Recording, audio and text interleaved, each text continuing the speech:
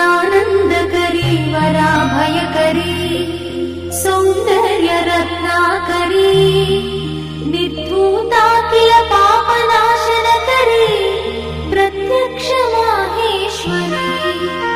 प्राणेयाचलवंश पावनकरी काशीपुराधीश्वरी भिक्षां